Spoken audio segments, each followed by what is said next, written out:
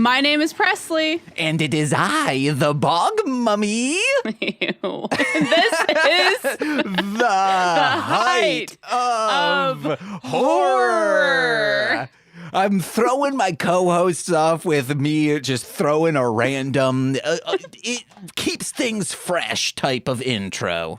Yeah, that was not expected. And it is I, the Bog Mummy. Ugh, the bog. You should have said marsh mummy. I should. So I am of Irish descent, and I messaged my mom saying, hey, where in Ireland are we from? Unfortunately, it is not a bog. I wanted it to be because then I could be like the Bogland Monster or Marshland Bogman. Yep, that would have been good. But I cannot. We're from Cork, which is just a town. Oh, fucking Cork. Yeah. We're not even from Derry. That's the coolest place to be in Ireland. I just know Dublin because I'm basic, so. You haven't seen Derry Girls? No. Oh, it is a fantastic show on Netflix. It's like there's 3 seasons. It has a beginning and an end. Watch it. It's so funny, so heartwarming, so good.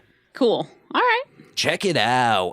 Presley, you got a haircut. I did. It's chopped off. I took all of it off and I have bangs. It looks good. Thank you. I don't have social media right now because I'm having a meltdown. So, So I haven't shared it with people. So, yeah, this is it. That means I'm the first one to see it. Yeah, exactly. So, yay, you're important. Ian got cataract surgery, so he's been all cotton swabs on the dome piece. He hasn't even seen it. Exactly. The children have been really into like sunglasses at night, so they're thick. They can't even see it either. Yeah, Jack hasn't even seen it because he's always latched onto my boobs. Oh, why is he doing that? Because he needs food. He needs sustenance. Yeah, I was going to say, he needs sustenance There to we live go. and breathe, just like a bog mummy.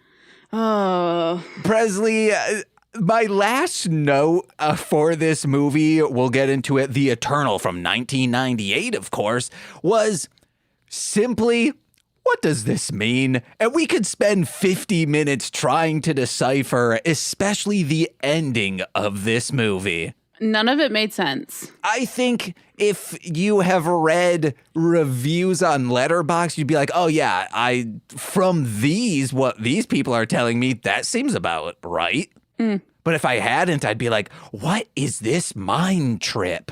It was like a fever dream that I couldn't wake up from or follow. Yeah, most of my fever dreams I can follow.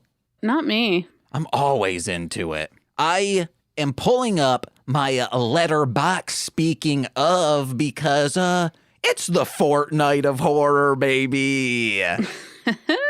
Presley, have you watched anything since we last spoke? I did. I watched this movie that I saw the horror community was a buzz about. So I'm like, okay, I'm going to check it out. Soft and Quiet. Oh, no. I was hoping you'd bring up the one in theaters still. Which one? Megan. Megan. Yeah, baby. Yeah. No, I haven't seen that one yet. We're talking about an Irish movie. I'm going to be saying Megan after we talk about Soft and Quiet, I think was the name. Oh, yeah. No, Soft and Quiet was really good. It was like Desperate Housewives meets a KKK meeting. Oh. It's really good and uncomfortable. What happens in it? Basically, this like teacher goes to this meeting she organized, and it has a bunch of like-minded housewives that feel the same racist fucking feelings as she does. And then they decide to go get some wine, and then this whole fucking argument breaks out because this chick who put her brother in jail comes into the store they're at, and a huge fight happens, and then they want to go try and trash the person's house, and then the person comes home, and then shenanigans ensue. Okay, these racists die in the end, right? I can't neither confirm nor deny. I just need to know if it's pro or anti-racism. It's Are they made to be the bad people? Should I say that? Spoiler alert for Soft and Quiet. They do not die. No! And they do a hate crime. No! It's uncomfortable. Okay. But it's really good. I don't know. Maybe not watch it right now with the state of the world, but It's good for what it is. But what you can watch with the state of the world, as long as you can be safe while doing it, head to theaters and see M3GAN, aka Megan. How was it? It was fantastic. I have said it on other shows, but people aren't listening to everything. I think this is a fantastic movie that I wish I had saw with friends. I asked Nicole, hey, do you want to see Megan? And she goes, nah. Don't want to see it. But then, of course, other people start talking about it. And she's like, I should have, I guess, seen Megan with you. So I went 12:30 as soon as I could. There's a theater like 4 blocks away from us. So I just hopped on my Razor scooter, went over there. And I say that I wish I saw it with people because it is a campy movie, but it also deals or doesn't deal with survivor's guilt. So most of the time I'm like, this is a super sad situation for literally everyone involved. So it was hard for me to be pulled out of my deep well of sadness while this like funny, goofy, campy stuff was happening. But I still say, I think I gave it like a 4 or 4.5 out of 5. Nice. Okay. I wanted to rent it last night, and Ian's like, no, I'm not going to watch that. Everyone's talking shit about it. What is he I never, or rarely, I should say, in the Horror Crunk Entertainment Facebook group, or Messenger group, I rarely will say like, hey, I saw this movie, because I believe that's there for work. And not just like, hey guys, here's a goofy thing I did today. Stop mucking things up. You're you're depleting my iPod's battery because so many messages every single day. And I'm like, guys, this is why sometimes it's unorganized for this label, because no one knows what is what. We need a just general conversation and a business conversation group. Ian is always on his fucking phone in that group chat. Yeah, I rarely am. I'm like, can you fucking stop? People don't, I'll put jokes in there, but people don't get the jokes that I'm saying. Ian was talking about like, oh yeah, I got my old SM57. I'll use this on my vote if I want to get back on doing like singing stuff and punk rock stuff. And I say like, what Shure microphone, this is before he specified, what microphone are you talking about? Because you have like a very good SM7B. And he's like, oh, this one. I was like, okay, all right. I go with the SM7B on all the other vocal performances, unless it's performing live. Then I would use an Amazon Basics lav mic. No one understood that I was joking by saying that. You shouldn't use a lav mic when performing in a band. I would love to see someone do it, but it never happens. I don't know what that is, but it's a lavalier mic. You'll see like newscasters have it pinned to their neck. Okay. Yeah, I see. So if you were to just have that with a mic pack on your back, people would be like, where's the microphone at? Also, it would be picking up literally everything else. Yeah. So aggressively. But yeah, check out Megan. I highly recommend it. But I saw some other stuff. The first thing was My Bloody Banjo. It's a UK movie that came out a few years ago.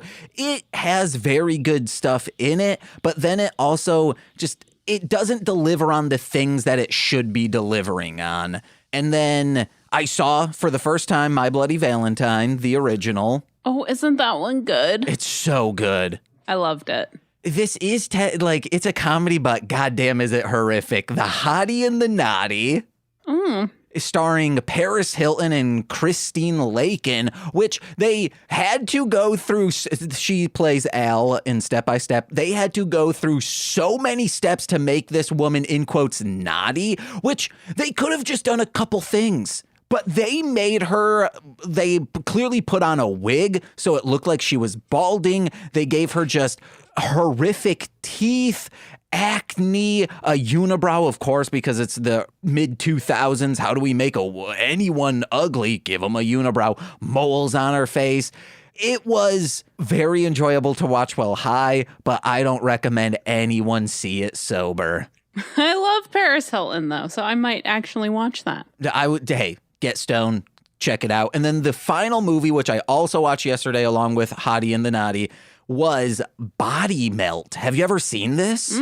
No. It is amazing. It's been on my Tubi watch list for a while, and Nicole was trying to find a movie to watch because she's like, I'm choosing our last movie today because I'm not gonna watch your like boobs filled action movie that you want to watch while you're stoned. So she goes to Body Melt and plays the trailer. And I'm like, oh, no, Nicole, this is scary. I don't think my high mind can take this. So then we start watching Attack of the Killer Tomatoes, and I'm like, my high mind's not vibing with this. Let's go to Body Melt. Maybe it'll be good. And it's an Australian sci-fi horror, body horror, black comedy, and it is so fucking good. I like all those words you just said, so I'll check that one out too. Oh, it's so good.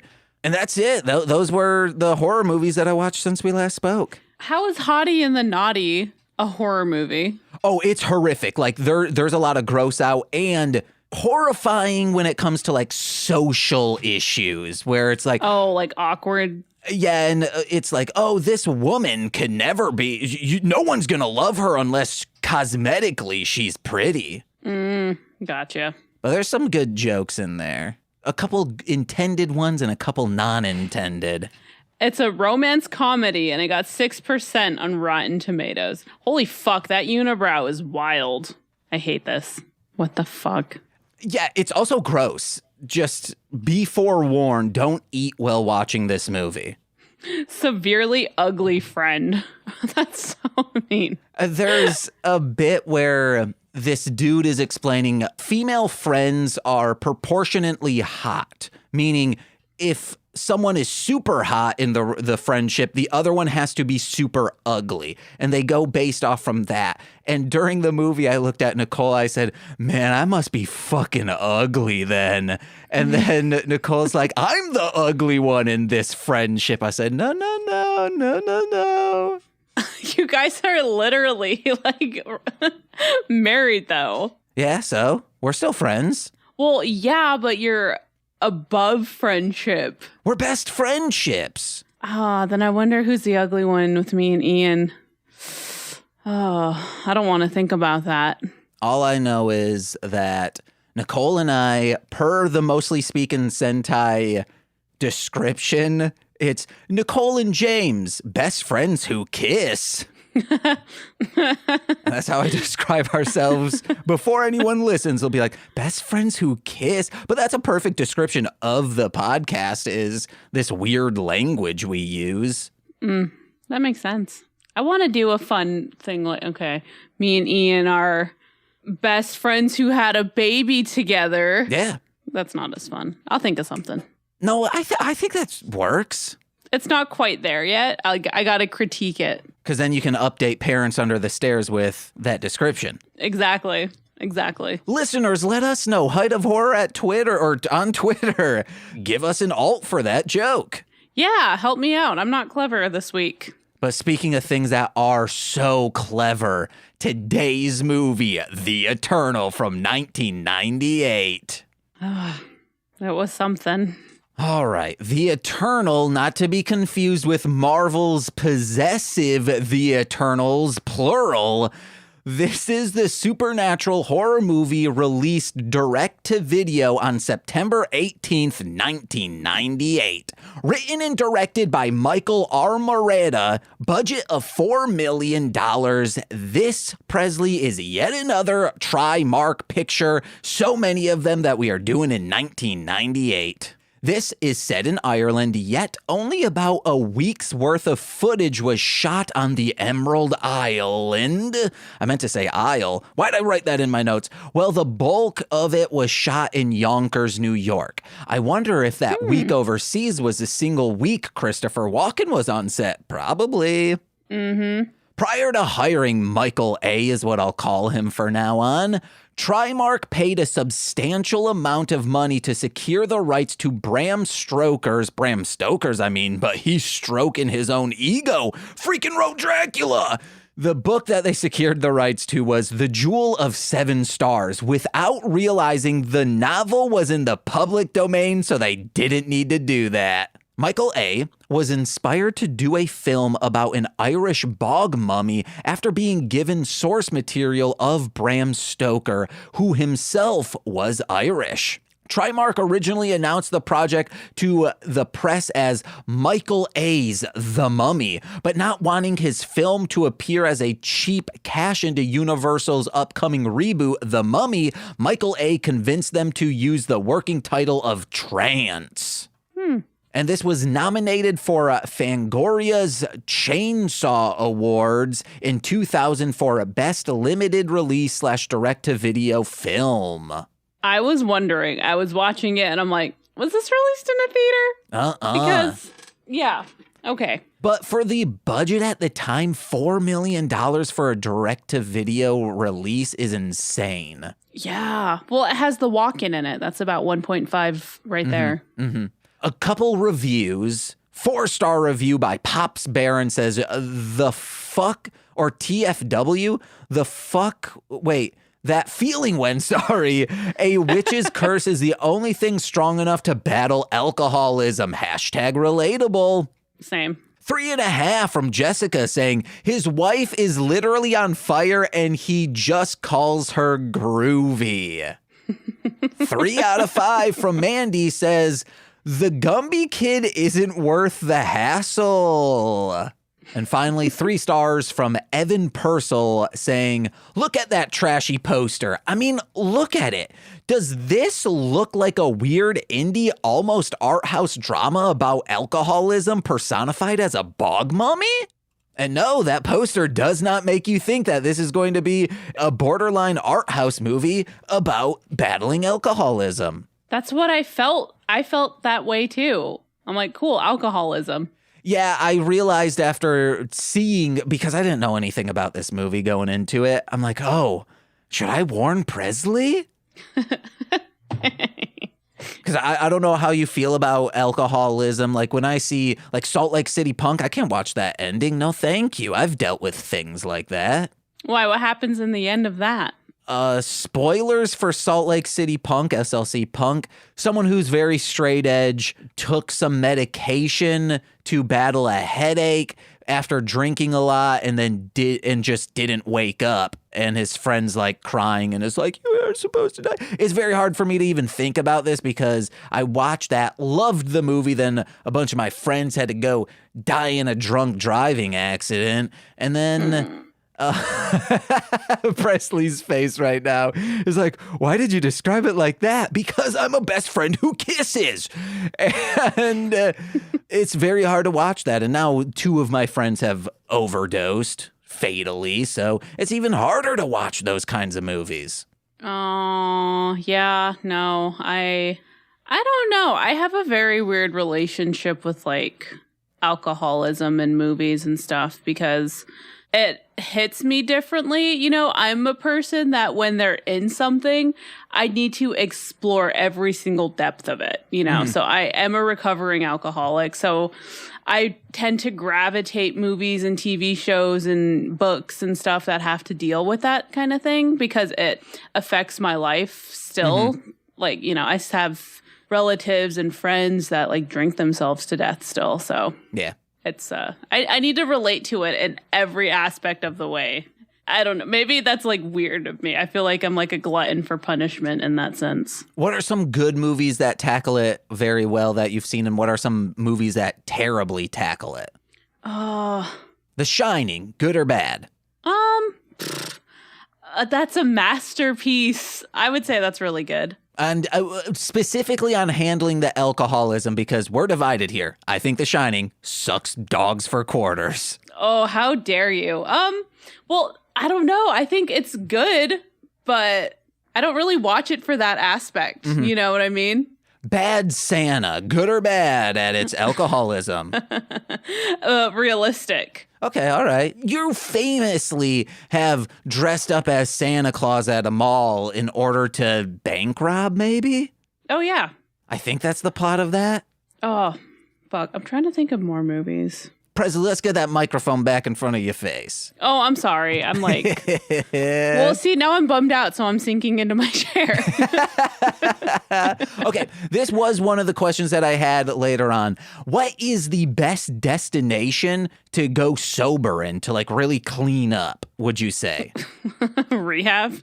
Besides a rehab, destination, like a destination wedding isn't like... Prescott, Arizona, where I went to rehab. Okay, all right.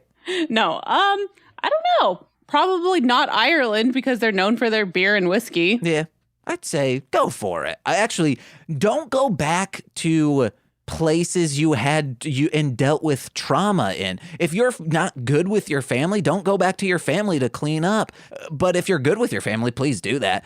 However, you should go to a new location that you don't really know much about, because then you don't have the old haunts to go back to. That reminds me of that quote where it's like, you can go as far away as you want, but your problems are always going to follow you. Nah, not if you're in the sunshine of Barbados. Not if you're up in the Alaskan air of North Pole, Alaska. Not if you're in Aspen where the beer flows like wine. That's a Dumb and Dumber quote. I was going to ask, is that from Dumb and Dumber? Yes. Which, hey, did you know that wasn't even filmed in Aspen? It was a few towns away. Oh, fuckers. Always trying to hoodwink us, Hollywood. Like telling us Yonkers, New York is actually Ireland.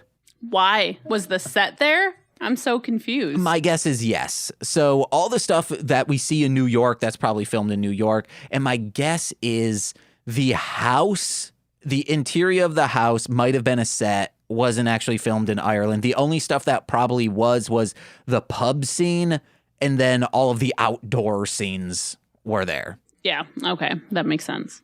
But you want to get in note by note? Sure. All right. This opening scene is so amazing. It's shot like old ECW, where it's like 10 frames per second, but looking beautiful. And it's a bunch of people on a roller coaster, probably at Coney Island. Wonder where the Phantom of the Opera is, because he goes there. To Coney Island? Yeah, after the events of Phantom of the Opera, at least Andrew Lloyd Webber's, there is a canonical sequel where he goes to Coney Island. Oh, does he haunt it? Yeah. Oh my God. Or he's part of like the freak show, in quotes, freak show. Oh, I'd watch that. And he plays the organ. You shouldn't watch it. It's real bad. Oh, that's fine. It's beautiful looking. Just like, it's kind of like The Shining. Beautiful to look at, but it absolutely sucks. But a train wreck. Yeah. Two thumbs down. Stanley Kubrick, get out of here. I was going to say, like me, like, I'm beautiful to look at, but I'm a train wreck. I'm just not appealing to look at. You're a beautiful man. But I guess I'm on rails. Yeah. I feel like I have, like, we don't have to talk about all my issues right now.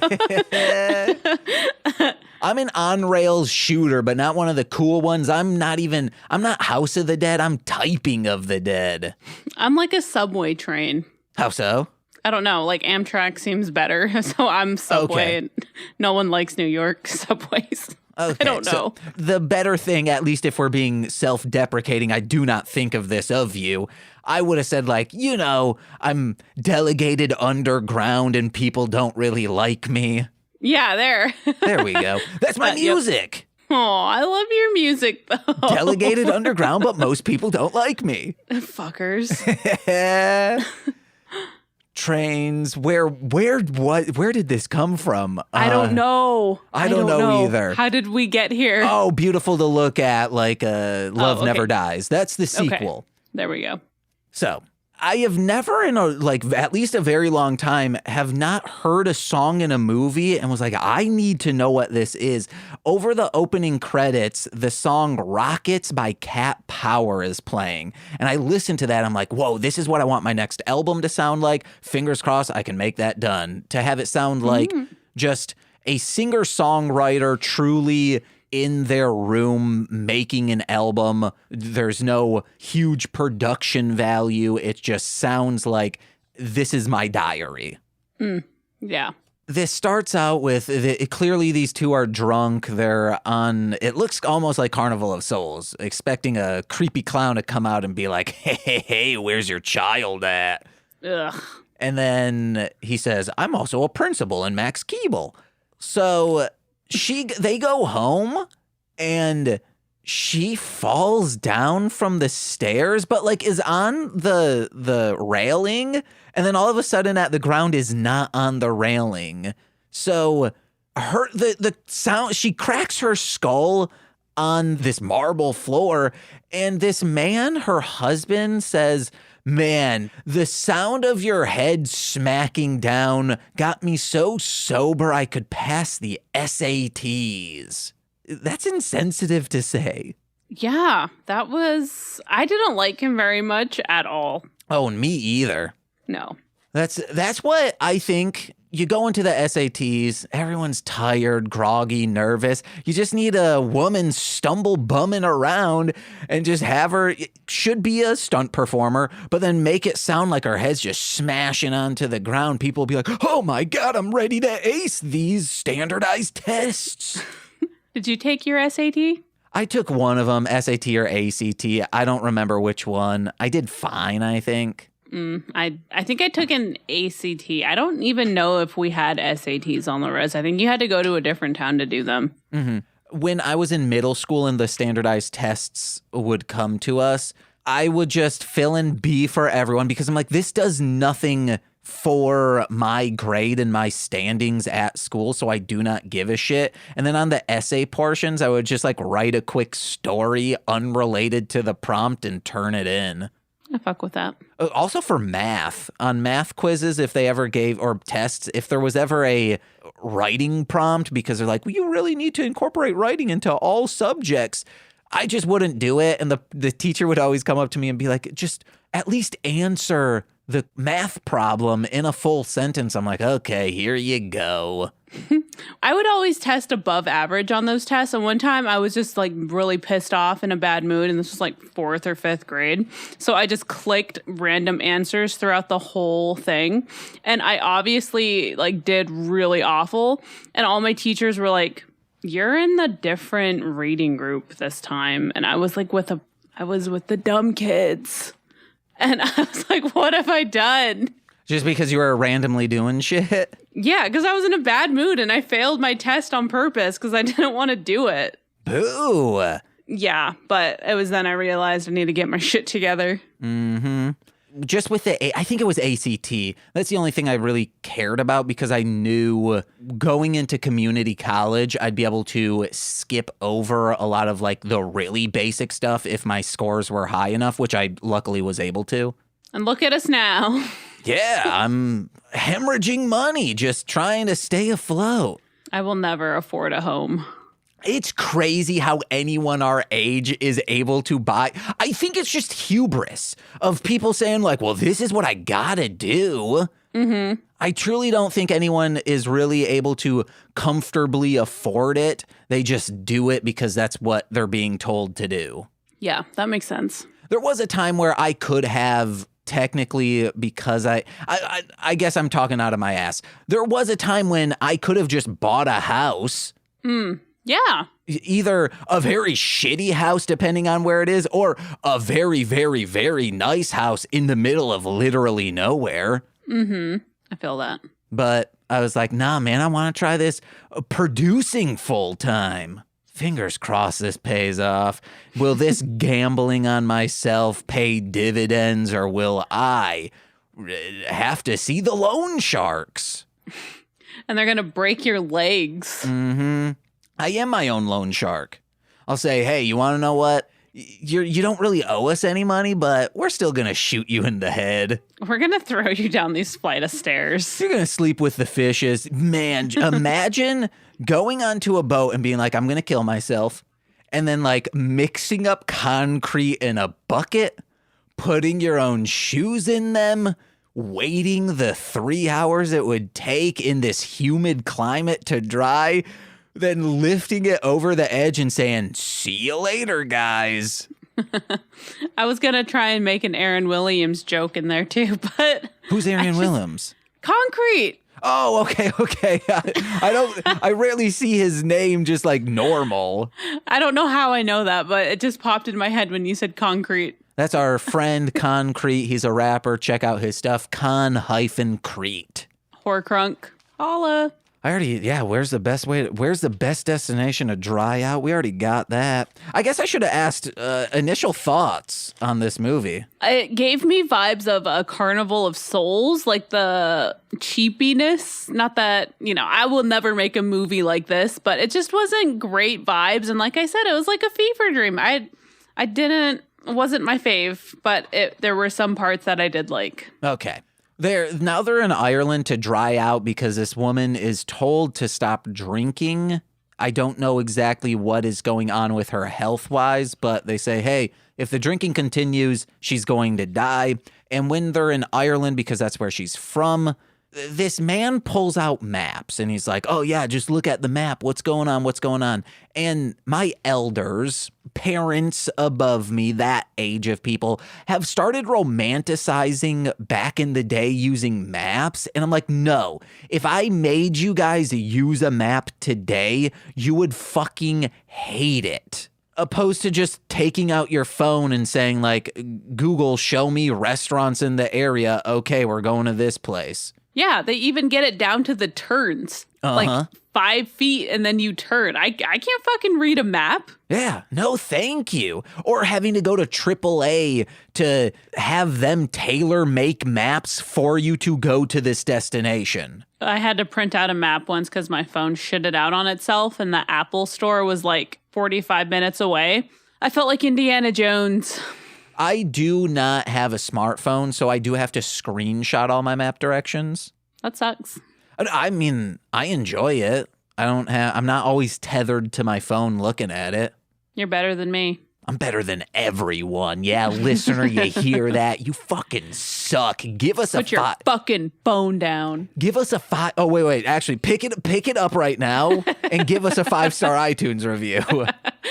And then put your fucking phone down. Yeah. Live in the moment. And the moment has passed after you have, given us a 5-star iTunes review or Spotify review. And share with your friends and family on all your social medias. Every social media. You cannot tag Presley currently, but if you can, do it. And then live a new moment. Put the phone down. I'm sorry, guys. Go to a dollar bookstore, a used bookstore, find one of their old maps from 1970 and see if it holds up. They'll have you going to streets that don't exist anymore. These parents are death clock because one of them truly says, Guinness isn't so much a beer as it is a meal. Oh, God. Death Clock literally says, wait, if beer isn't a food, I don't want to live anymore. Well, and they're like, we're just going to have this one and then we'll be on the way. The kid's fucking sleeping on the jukebox because hours have passed by. That child is made a prop in their relationship. Oh, yeah. Totally. He had like 2 lines throughout the whole movie. He was more uncomfortable than anything because he was just there. I don't know why that reviewer called him that Gumby ass kid, but it's funny. I know. What do you mean, Gumby? That seems if a friend of yours like described one of your children that way, I guess it depends on like if it is truly your lifelong friend describes them as that and that's their sense of humor. But any other friend, if they're like, oh yeah, you're Gumby looking kid, you'd be like, excuse me, do not talk about my son that way. I would have to laugh first and be like, can you shut the fuck up about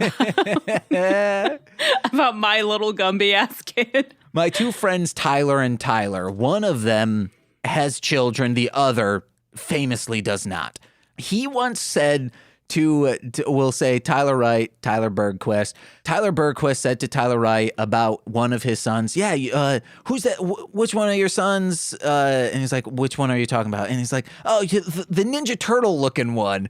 And he was humorously saying that. And I think Tyler Wright was faking outrage because that would be something he would do. But Tyler describing this, Bergquist describing it to me was like, yeah, he was like visibly angry and was like, do not talk about my son that way. But I'm pretty sure was doing that to make Tyler feel uncomfortable. And he didn't say, no, I'm just fucking with you. No, that is not in Tyler Wright's mannerisms. He likes just waiting in the cringe. Okay. Yeah, no, I'm getting secondhand cringe from that story. Have any of your friends overstepped boundaries and said something rude about your children? No, I have those really fake friends that are, oh, he's so cute. Like, he looks like a fucking potato right now. You can say that. He does. It's fine. I'm one of those friends. I'm a good friend. He did. He doesn't anymore. He's more like a, I don't know. He's cute now. Now he's cute. He's elongated out of potato. He is a crinkle cut fry and we love him. Oh, yeah. Flip it, turn him the other way. Like, look at him in profile. Crinkle cut. Yep. From the dead on, he looks just like a French fry. Yeah. You have a French fry kid. I do. They meet an old fling of hers, Joe. Mm-hmm. And they're asking like, oh, how have you been? And he says, my boxing career bottomed out after I punched that dude to death. Which I can assume is in the not wrestling ring, the boxing ring. But what if it's just like, I committed a crime by beating someone to death? Yeah. What if he did it on purpose, though, not in the ring? And then that's why his career. Because if you're an MMA fighter and you do some MMA shit outside of the ring, I'm pretty sure that's illegal. Oh, yeah, absolutely. This is just speculation. I can't prove this. What about... No, I mean, if you do MMA... Presley, if you kill someone outside of the ring, it's always going to be illegal. I know, but I mean, like, if you beat the shit out of someone with your MMA moves outside of the ring. I actually do know that when you become a black belt, you do have to register your body as a deadly weapon. So you are held to a higher standard if I were to just punch someone and accidentally kill them, they'd be like, oh, this is involuntary manslaughter, whatever. I don't know the specifics of that. But because if all of a sudden I was trained to know how to kill someone and then I kill someone, they would up that of like, this wasn't a mistake. You knew what you were doing. And more specifically, you knew how to prevent fatally harming someone. Got it. Well, what if you just didn't tell anyone you were a black belt? You want to know what? Batman style. He was raised by a bunch of monks up in a mountain. He doesn't need to tell anyone that. Yeah, exactly. Actually, better off if he doesn't, because then it would narrow focus to him as like, maybe he's Batman. He's really good at fighting. Yep, I found your loophole. So you want to know what? If you have a black belt, do not tell anyone. Don't post it on Facebook with your black belt. Nope. Just shut the fuck up. Actually, this is more in lines with the teachings of karate and all of that. Be humble. Yeah, like that Kendrick Lamar song. Yeah, you don't need to showboat. Bitch, be humble. Like that Lonely Island song. Be humble. That's the only one I know. Joe lets us all know, hey, I'm the bog man. What does that mean? It means I'm the bog man. That's not a definition, dude. Yeah. I didn't like Joe either, if I'm being honest. Creepy vibes. Joe sucked from start to finish. Yeah, there was not one likable character in this whole movie for me. Bug Mummy. No, wait, no, Alice. Was that the little girl? Yeah. No, she was fine. She was creepy because she knew too much. Well, yeah, just because if a child is like, hey, man, ghosts and witches are real, you'd be like, wow, that child's creepy. But I guess even if you're like, oh, wait, they have a stronger connection with this spiritual stuff and this stuff is real. Oh, you want to know what? They're still a little creepy for being so into it. Yeah, exactly. Man. But speaking of Alice and whatnot, they get to this mansion of a house, which I wrote down. If family members had this home in their, will or whatever, I'd be there all the time. I'd be like, I don't care what bog witch mummy is going to possess me. I'm in it to win it, guys. I am not leaving, so. It's gigantic. It was nice. Also, right on the ocean? Hell yeah. Mm-hmm. Will that someday corrode and like fall into the ocean? Absolutely. Probably. I love seeing that in Muskegon, Michigan, and North Muskegon, the rich area. All the lakeside property is slowly corroding away. So all these people have to spend hundreds of thousands of dollars a year in order to make sure their house doesn't fall into the lake. Oh, Jesus. I'm like, hell yeah, that's what you guys get.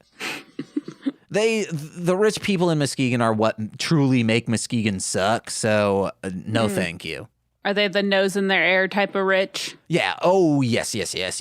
There's zero all ages venues in Muskegon, even though it is, a town of a sizable population, because everyone's like, oh, well, that's where kids are going to go do drugs. Hey, guess what? Kids are going to do drugs regardless, especially if they have nowhere to just get out aggression. Mm-hmm. Man. So what would you do for fun in Muskegon? Me?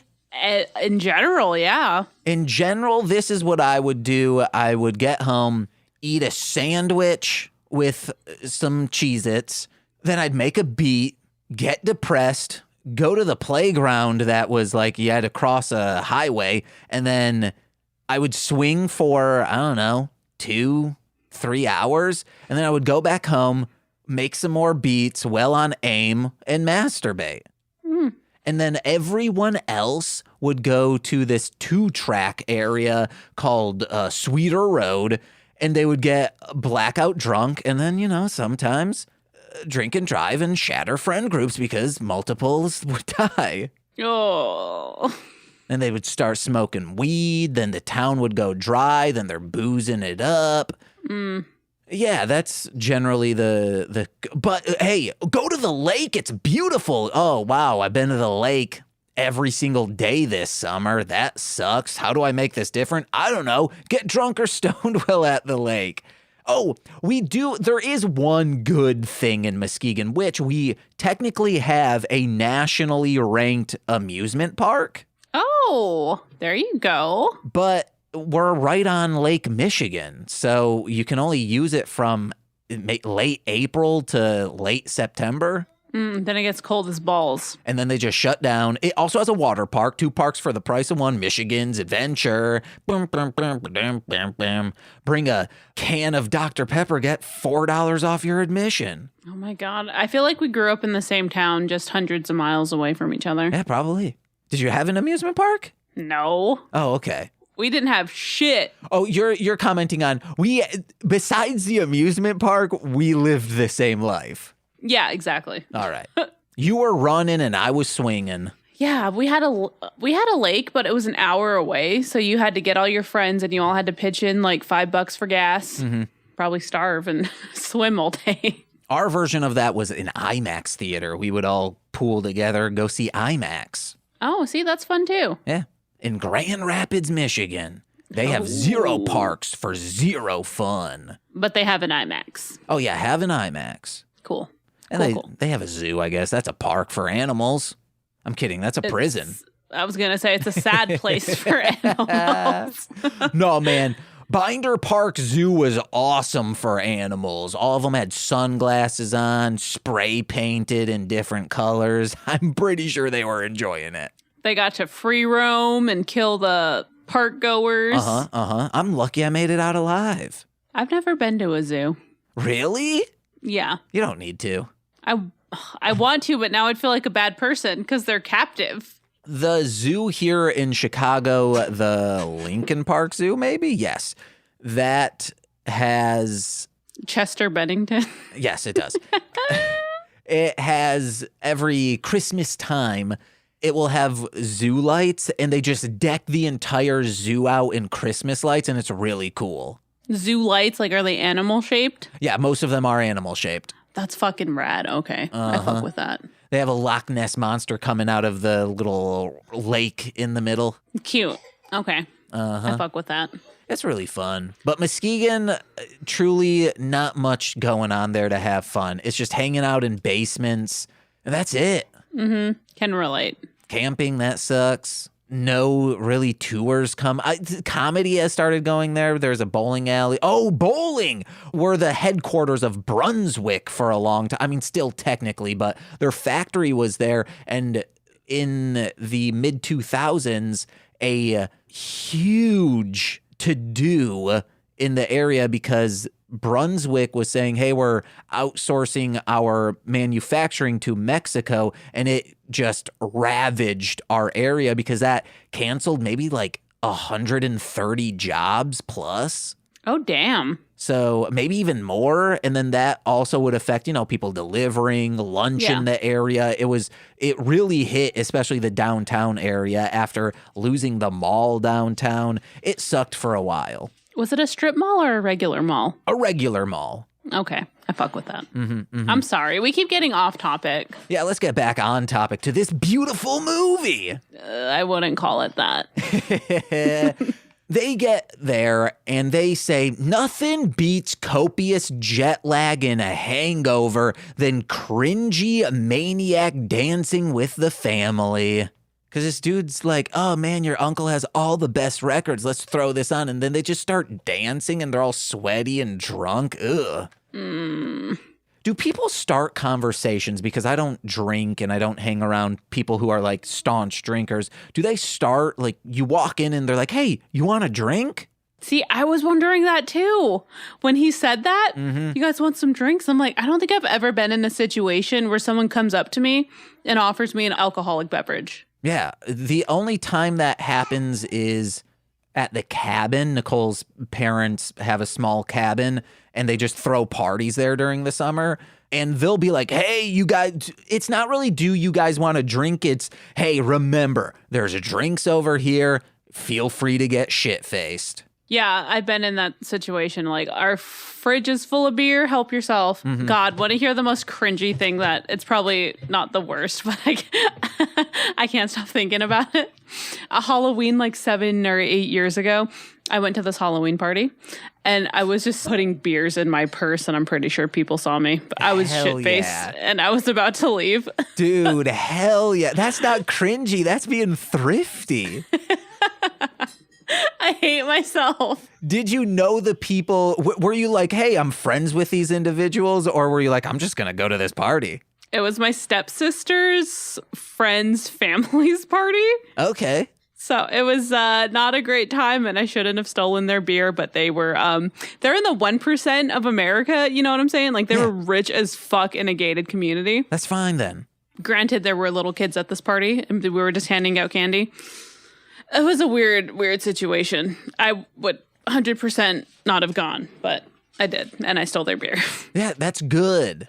That's fine to do. They're not like, oh, I'm without beer now. Did you? It's not like you were just taking, I'll tell a story that reminds me of this. It's not like you were taking the 24 packs and like putting them in your car saying, see you guys later, deuces. I think I took like 4 beers. Oh, yeah, that's totally fine. Yeah, if anything, it's road beer. That's called a walk me down, another walk me down, and then a good night snack. Ugh, I'll just cringe at that thought, though. I'm like, who the fuck are you?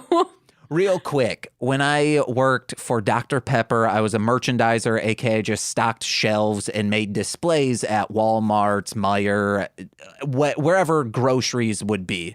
There was once, it was during the summer, and I hear all the Walmart higher-ups being like, I told them not to do this. I cannot believe this happened, this and that. And I'm like, hey, what's going on? And they were at a display of, let's say Miller Lite. And it was 24 packs of Miller Lite right near the entrance. And they were talking because 2 individuals just came in, unloaded this display into a cart, and then just walked out. And no one stopped them. No one. They just seemed like, hey, this is what should be happening. But I think the person monitoring security was like, hey, guys, but stealing alcohol is a federal offense. So, and they weren't masked up. This was, 10 years ago. So these people are just committed a felony out in broad daylight. Oh, interesting. And they're like, we have their license plate. They're not getting away with this because they loaded up an entire cart of beer. So like 100 beers. Yes. No more. Cool. Oh. Because, probably like 2, 4, 6, probably like... A lot. Yeah, like 12, maybe more 24 packs. Jesus Christ, they're my heroes. Take from the rich and give to the me. One time my brother and I tried to steal a case of beer from our local gas station, and we were going to just toss. I think I tossed it at him, or he tossed it at me, and no, he tossed it at me and I dropped it and I started laughing my ass off and just took off running. Did it shatter? No. Oh, okay. It was just dumb on all levels. Idiots. See, this is some Muskegon shit as well, because my brother, when he was like a troubled teen, there is a place called Plums, and after a specific time, you can't sell alcohol. But my brother would just like jump behind the like gate that roped off these sections and would just like pocket a bunch of alcohol, then jump back out and then leave. Oh, interesting. Yeah, guys, shoplift. It's cool. Yeah, it's easy. From corporations, don't do it from a mom and pop. So wait, like no alarm would go off? Oh, you have a friend. Oh, yeah, Henry's here. Henry, you're distracting. Get out of here. Get out of here, you cutie. Yeah, guys, that's alcohol, baby. We got to get through these notes. So Christopher Walken shows up, and they're talking about the grandmother, and he says such a funny line. He said, talking about like, oh, she must be 90 years old, and he goes, she's ancient. No one knows how old she is. She lies about everything. He was not in this movie for as long as I would have liked. Because I did research, I knew he wasn't going to be in there very long. But man, how he exits is great. Agreed. He's talking about how, I was on hard times, but then I adopted Alice. She's my light. To which Jim, the husband of Nora, I guess we should have said her name, the alcoholic, he says, ever thought about getting a dog? And I'm like, what? That's such a terrible transition. But then we find out he's loaded. He's drunk as hell. Mm-hmm. I really want to be, actually, no, I am in most family situations. Alice with a flashlight, sock sliding on marble floor as just everyone's in turmoil. You're the voice of reason. No, I'm the voice of I don't give a shit. Yeah. Which I think maybe that's why some of my family is like, we don't need James here. All he does is joke around. He doesn't take anything seriously. And I'm like, yeah, because when I start doing that, I get real depressed. I take Larry the Cable Guy to heart. If you ain't laughing, you're dying. That's a good life advice. Yeah. This tiny child made a map of their home. Did she? Yeah, she hands Jim a map to be like, hey, the lights aren't that great and there's a lot of rooms. Here's a map to show you where everything is. Mm. What a good kid. She's thrifty. So, well, Jim and Jimmy, the son, the Gumby ass, they go upstairs. Nora is being taken to what she thinks is her grandmother by Christopher Walken. But they go downstairs and he has a true-to-life mummy that he unearthed, a bog mummy. And there needs to be, hey, do you want to see a bog mummy? There needs to be that consent, just like, hey, do you want to see a dead body? You don't just show someone a dead body because you need to be prepared for that, or you need to be in just the right person to be like, I'm okay with seeing a dead body. He was so nonchalant about it, too. He's just like, hey, look at this mummy. Here she is. He might have known what was happening. Mm. He's like, I need Nora here in order to resurrect this bog mummy who will look just like my niece who I want to bed. When he kissed her, I hated it. Well, and okay, that mummy was just a wax figure melting. Oh, yeah. It's like Body Melt, that movie you were talking about. Damn, dude. The first stage of the drug is neurological, hallucinogenic. The second stage is granule. And then the third, body melt. I think that's a quote from the movie.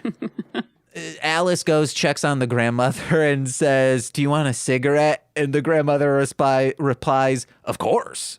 Like that's a good granddaughter-grandmother relationship. Yeah. Of, hey, do you want this thing that you probably shouldn't be consuming, especially around me? Oh, you do? Here you go. My Nana luckily stopped smoking cigarettes before I was born because she's like, I gotta be around for these kids. And then my grandmother did not. One of them's still around. Guess which one? Heating on my grandmother. Man, staying over at her house, there sometimes would be a jet stream of cigarette smoke as she chain smoked throughout the night. And I would be just jolted awake by the most potent cigarette smoke you could imagine. And I go, oh no. Well, my sister's in England and my brother's at summer camp. Ooh, and you were stuck with your grandma who was chain smoking. Watching the PBR rodeo. Bull riding shit. They go upstairs and there are weird things in this movie. Maybe it's because they're all drunk, but when they're like, oh, this bed feels weird, let's see what's up with this. And then it's underneath is another mattress that's like cut in two, and emerging from it are rocks, runes, and ritual knives. That's a red flag. Yeah, why not get freaked out? They're like, oh, grandma. It's baffling. But then that bog mummy unmelts, which it took me far too long to realize that it's the same actress as Nora. Mm-hmm. Because I'm like, oh yeah, this is the bog mummy. Why would I think it's the same exact person? But she kisses Christopher Walken and in like one motion cuts his throat, and the practical effects are so disgusting and good. Mm-hmm. And the acting. That whole scene, it was good. But I happened to notice right away that it was the same actress. I did not. Truly, like, I think when Jim sees her for the first time, the bog mummy, I'm like, oh, that's his wife, the same looking. Okay. She starts getting sick because, like, the souls are starting to transfer between the bog mummy and her, Nora. And Jim, like, goes in to get medicine for her. And they never comment on this. It never comes into play. There are loose bullets in this medicine cabinet. And Quaaludes. Insane. I'm like, oh, that's one thing. Yeah, Quaaludes, okay. Quaaludes that makes sense to be in a medicine cabinet. Not in not 98. They quit making them in like the early 80s. Yeah, so it's vintage drugs, baby. I'd probably pop some Quaaludes if I had some. Don't do that. I'm never going to have them, though. So. All right, I'm going to ship you some Quaaludes, and I'll see. Okay. I'll see if you really do. I don't want you to. All right, I'll send them back. Okay, please don't. -1. No! I'm only sending one, and then you say -half. No, you send me back, and it's clearly a Flintstone vitamin. Or like an aspirin. Yeah, I'm like, what? I know what you're doing here. You took the Quaalude. Your mouth is closed, and I'm like, you took the Quaalude, and you're just shaking your head no. Open your mouth, and you're like, and I'm like, it's still in your mouth, isn't it? And you're like, ooh. Spit it out. I like the taste under my tongue, and I'm like, oh, medicine under your tongue? That's gross. I dipped it in cherry cough syrup so it would taste like cherries. Ugh. That's what I do with my cookies at night to help me sleep. Ew. I go dip, nom, nom, nom, nom, nom. And then I just, my menthol sugariness is going down. Ugh. Oh, speaking of the Quaaludes, he tries to open it and he's like, I know. He's like, seems like this is childproof. Then hands it to a child, Alice, to undo for him. I know. I'm like, of course. And she's just like, no problem. Insane. I do this all the time. I loved it. There's some like fantastic stuff in the movie. And then I wrote down the first 2/3 of this movie I love for all the right reasons. And the last third of the movie I love for all the wrong reasons. The fact you love it at all, though. I liked it. I really did. There is a scene where as the bog mummy, this actress is giving this just glare at, I think, Jim of this sensualness that if a real woman were to give you that to anyone, it would ruin your life. You'd be like, I need to do whatever this individual says. I'm so hard, I'm so wet, whatever. Like that, this person just ruined me and my pants. No, Ian looks at me like that like 12 times a day, and I'm like, go to bed. What? No. No, he is then not doing this look. Howard Kramer has this song about, there's this CMA performance by Taylor Swift where a crane shot happens and it goes over her. So it's like looking at her and then it like pans over to show her back. And then she glances around and it's Taylor Swift Stole My Manhood, because he's like, that look, that glance is enough to steal your manhood. That's this as well. I'll have to Google that. Bog Witch stole my manhood. Oh, we should say like she's a druid or something, and there's a plot line where she fell in love with someone and that made her power, like she wasn't spending time on her spells, but this man really didn't love her. He just wanted her to stop casting spells. I don't know. And then he left, and then she was forever tainted with hatred, and then she goes, kills him, and then she becomes a bog witch. Yeah, there you go. That's the story. Oh, I wrote down, because like she started to make out with Jim, this bog witch. Yeah. And I wrote down, first day thawed and she did not get her nut. You know, like that ICP song? Yeah. What if ICP were bog witch? Aren't they? Okay, yeah. You want to know what? They're bog witch. They're evil. Bog witch sounds like a sandwich or like man witch, but like, ugh, it's real earthy. Ugh, like it's like a special at a vegan restaurant. Yeah, it's algae coleslaw on 2 buns. Ew. That's a bog sprouts. witch. Yeah. There. Carrots thrown in there, haven't been washed off. Ew. It's earthy tasting. Yeah. We went camping, my family and I, to Cedar Point one year, and we went to a Gordon Foods or an E&A, I forget which one, and we got coleslaw, and my mom like bit into it, and she's like, oh, this is really earthy. Taste this. And we were like, no, you just said it's disgusting tasting. And she's like, it's really bad. No one eat this. And now whenever we see coleslaw, we're like, oh, is it earthy? I wish you would have tasted it, though, because now I want to know what it tasted like. I also didn't like coleslaw back then. Now I love it. Oh, I love it. I could eat gallons of it. Yeah, guys. Mayonnaise is good when it's mixed in with stuff. Yeah, make anything bad for you. Uh-huh. So the bog witch like gets lit on fire and he's like groovy, and then runs out the window. It's raining and he goes looking for her. And then Joe is riding a bike at full speed and runs into him, but he's like driving towards the home, like perpendicular with it.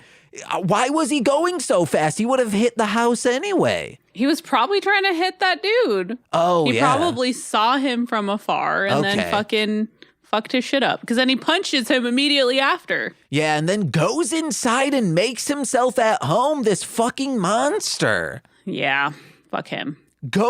Imagine this. Someone goes into your home and then starts criticizing your musical tastes as he's just throwing your records around, and then critiques your selection of booze. Those are fighting words. Asshole. So the bog witch starts like killing, and sorry we're not like going like really deep dive into this movie. It's trippy. The first 2/3, we've said all the plot. There's just a lot of atmosphere, and that's it. And some weird flashback scenes. Yeah, I don't even know what's up with that. Yeah. But after she starts killing, Joe smashes a record on the ground after being like, this shit sucks. And then Bog Witch gets laid out after being shot in the head, but like becomes not shot in the head because she's magical. And the stop motion used to reform this record and then just shoot into Joe's neck, it dates this so much, and it feels Pee-wee's Playhouse. I thought it was cool. It was a good effect. Okay, I thought it looked Saturday morning cartoonish. Okay, yeah. Yes, it was like claymation style. Yes. Yes. was fun. Just putting it on a string and someone from off camera throw it at him. That would be better. Oh, yeah. And then I just wrote down the suspension of disbelief is strong in this movie because at this moment, the gardener and someone else just comes in with a shotgun and they're like, this is a bog mummy. We need to kill it. And Alice is like, yeah, bog mummies. You ever heard of them? Well, guess what? I just told you about them. And everyone's like, okay, yeah. Yeah. But also, like, at simultaneously, so yes, we believe in this, and also nonchalant about the entire situation. Mm-hmm. Maybe everyone was on Quaaludes. This was everyone was having the same nightmare. And then she killed like 3 more people out of nowhere because she like passes out from a flashback and comes to, and 2 more of the dudes are dead. Yeah. Including the one that got stabbed with a record. Yeah. And one of them, I think the gardener's like, oh, I know how we can take her out. He doesn't explain it. We just see through a series of classic action movie, horror movie preparation of we need this, we need that. And then like they're breaking things, reforming them. And they make like a cattle prod out of an extension cord and a broom handle.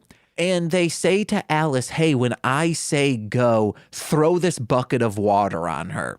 And they must have only had one take because this girl throws the bucket of water on her and maybe 90% of it does not hit this woman. Yeah.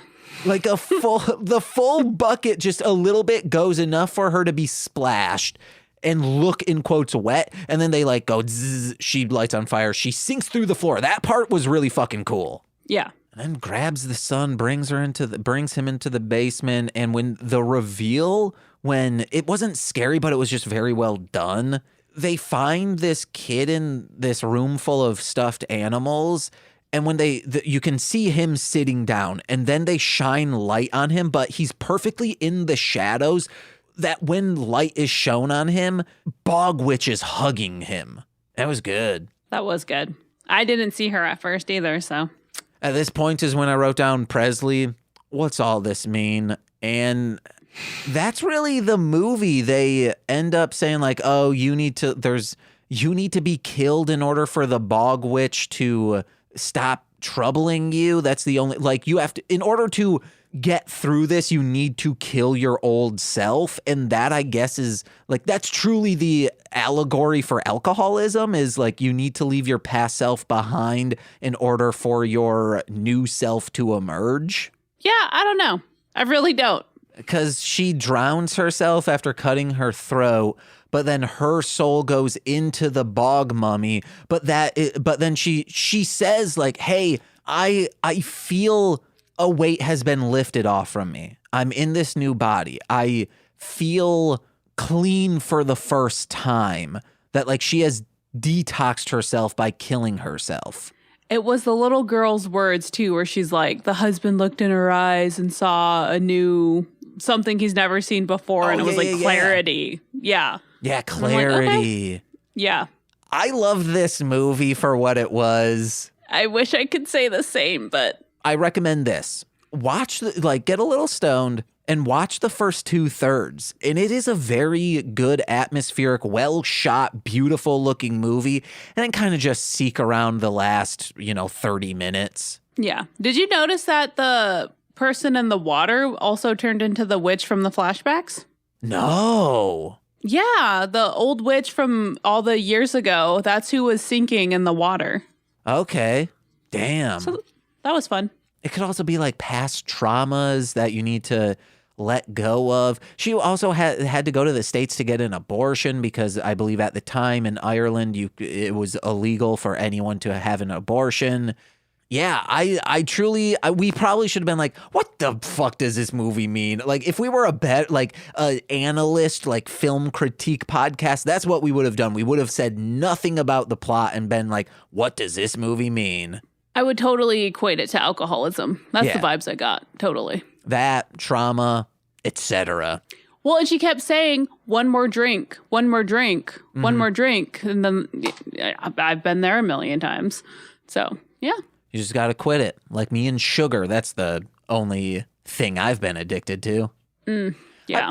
I mean, also pornography. I'm not addicted, but I embellish in it quite a bit. Still? Yeah. Oh, hell yeah. It's a good time, guys. Check out pornography. Yeah, do some porn. Yeah.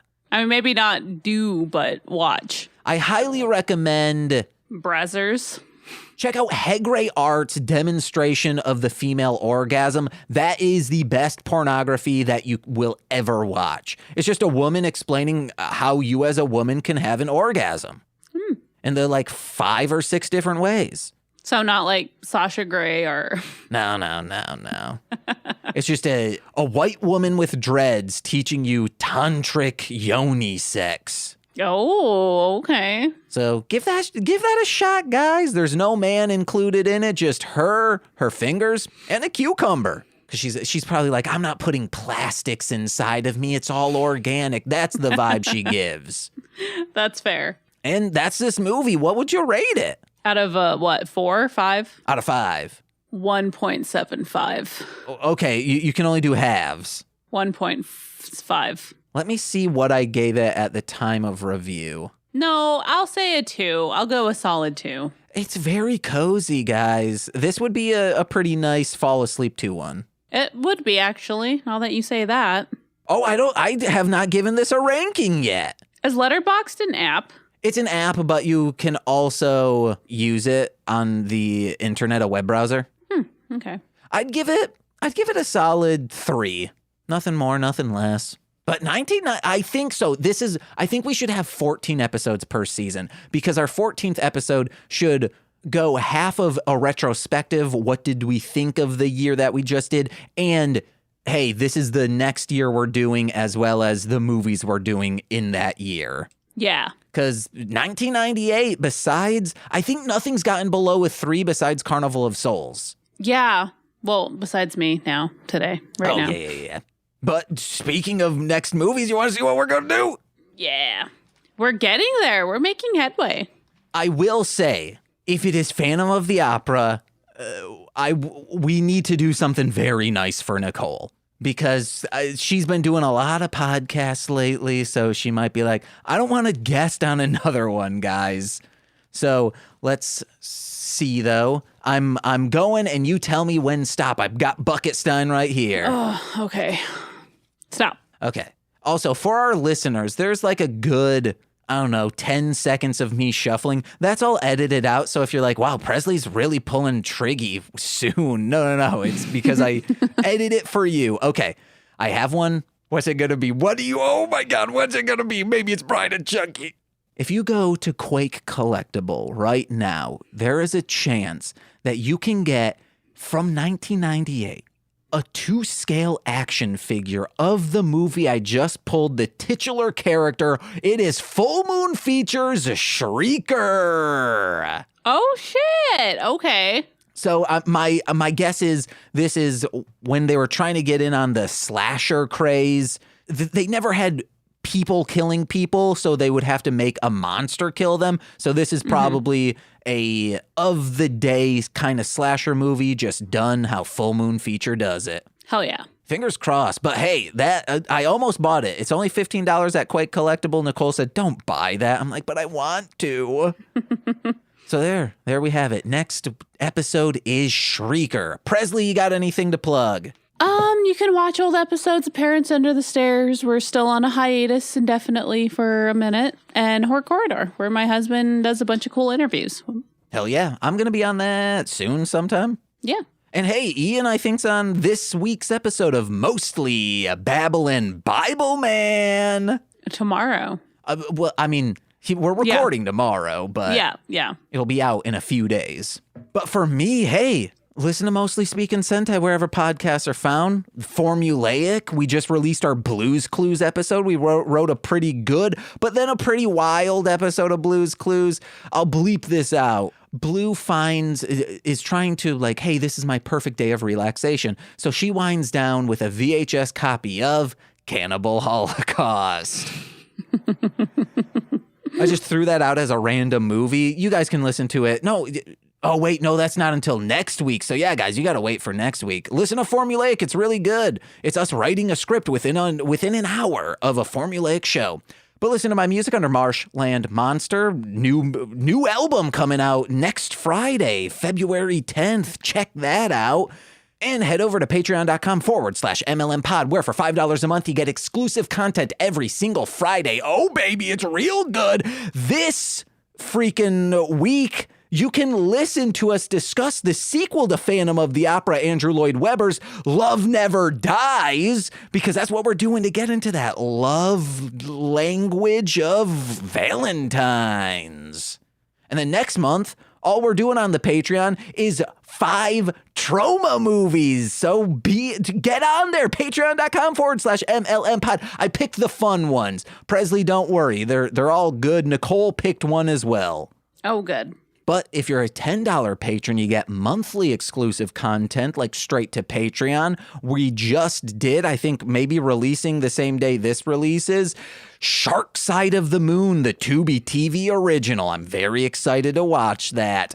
And you get shout-outs on every single Free Feed podcast, so let's begin with those, starting with Steve F., Eric Berry of Ranger Command Power Hour, Alex Z, The Waz, Orion, he's a rapper, Defo, D-F-O, Kayla, a.k.a. 2 Grapes, Jordan B., The Chaos Witch, My Bickle, Brother in Common Law, Joshua, Jakis, Steve Barnes, A Sweet Child of Time, that podcast is back, baby, and I'm on it, check it out, The Womb in Which I Emerged, My Mother, Lil Corey's BFF and roommate, Shane, That Fed, and beep, beep, beep, beep, beep, beep, new $10 patron from This Movie's Gay, a podcast I used to co-host with this individual. Go over to twitch.tv/Corwinning. It's Corwin. And I've been James. I'm still Presley. And we've been the height of horror. Bye-bye. Bye.